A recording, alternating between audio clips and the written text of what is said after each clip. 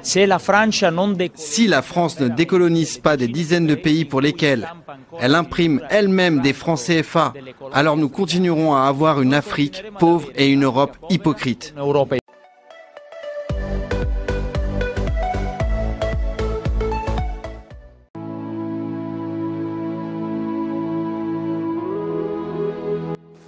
Professeur Agbourou, nous sommes en 1963.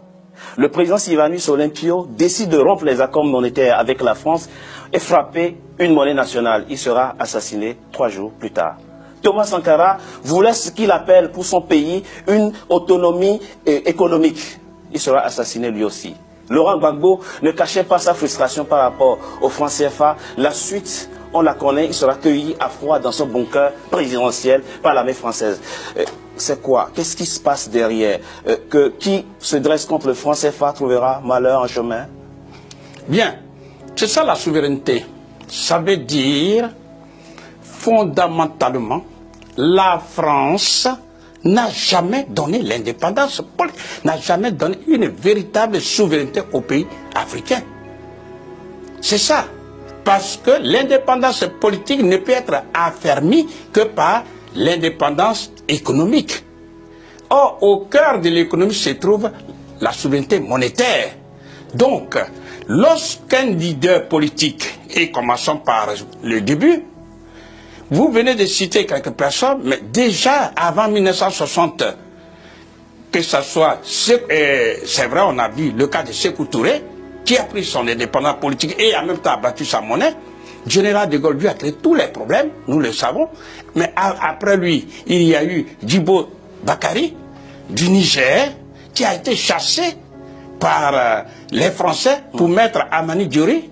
Ensuite, nous avons eu Modibo Keïta du Mali, en 68, en 62. En 62, pardon, excusez-moi. Modibo Keïta était une lumière, avait déjà vu. Mais toutes les tractations, tout a été fait pour pouvoir finalement créer une inflation galopante. En un mot, Modibo Keïta est mort en prison, empoisonné. Ensuite, il y a eu, comme vous le dites, en 1963, Sylvanus Olympio, qui justement devait mettre sur la place publique sa monnaie, mais le 13 janvier 1963, il a été assassiné froidement. Ensuite, il y a eu ce qu'on pourrait appeler François Nguetta Tombalbaye du Tchad, qui a été aussi bombardé par les Français le 13 avril 1975. Le Libyen Kadhafi, qui justement voulait mettre la monnaie africaine en marche et a dégagé tous les moyens. Et le 20 octobre 2011, il a été tué par la France et les autres pays alliés à la France. Et enfin, le président Laurent Gbagbo. Et j'aimerais, c'est là surtout il faut tirer les leçons. Lorsque la France a compris que le président Gbagbo n'avait plus d'autre choix que de battre sa monnaie, eh bien la France a donné l'ordre et toutes les banques en Côte d'Ivoire ont été fermées immédiatement sans sommation. Et les réserves de votre pays, la Côte d'Ivoire, ont été bloquées. Non seulement ça, mais ce que je voudrais qu'on comprenne, parce que beaucoup n'ont pas encore compris, hélas. Lorsqu'on ferme une banque, toutes les banques, le chef d'entreprise ne peut pas aller retirer de l'argent. Donc il ne peut pas faire marcher son entreprise. Il ne peut pas payer non plus les salaires. Ça c'est un. Lorsqu'on ferme toutes les banques, le ménage ne peut pas aller retirer de l'argent. Donc on ne peut pas nourrir la famille, on ne peut même pas se soigner. Du coup, on organise ce qu'on appelle un blocus, un chaos économique pour obliger la population à se retourner contre le président Laurent Gbagbo dans ce cas d'espèce. Ça veut dire c'est une arme puissante que détient la France pour pouvoir maintenir en esclavage moderne déguisé tous ces 15 pays d'Afrique qui utilisent sa propre monnaie. Il faut que les Africains sachent ça. Le franc des colonies françaises d'Afrique, en abrégé le franc CFA, est une propriété à part entière de la France et le franc CFA se fabrique non pas sur le territoire africain, mais en France, précisément à Chamalières. À partir de là, elle met au pas les dirigeants africains. C'est ça que les Africains doivent comprendre.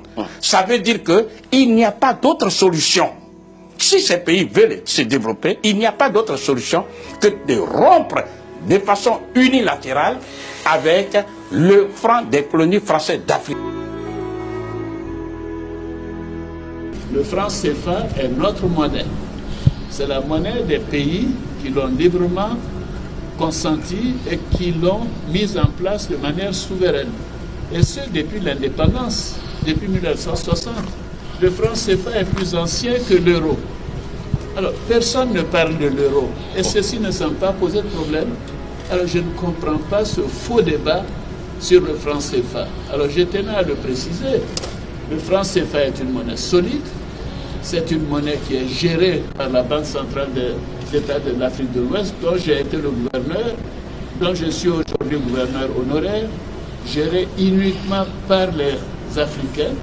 Et c'est une monnaie qui est en circulation, pas seulement dans les 8 États membres de l'Afrique de l'Ouest, mais dans l'ensemble de l'Afrique de l'Ouest. Notre monnaie est le franc CFA et nous sommes très heureux d'avoir cette monnaie qui est stabilisante pour nos économies, pour nos pays et pour nos populations. Je vous remercie.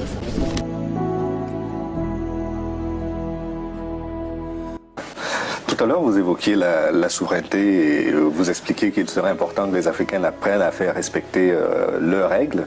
À votre avis, cet arrimage du franc CFA à l'euro via la Banque de France... C'est un drame. C'est un drame pour l'économie africaine. C'est un drame. Déjà, c'est un drame pour nous. Donc, je pense que c'est aujourd'hui un des inconvénients majeurs, hein, parce que, évidemment, ça soumet l'économie africaine à une asphyxie.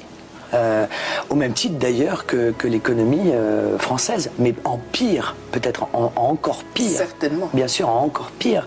Donc là, on est vraiment en train de tuer économiquement l'Afrique. Donc je suis fondamentalement opposé à cette manière de faire.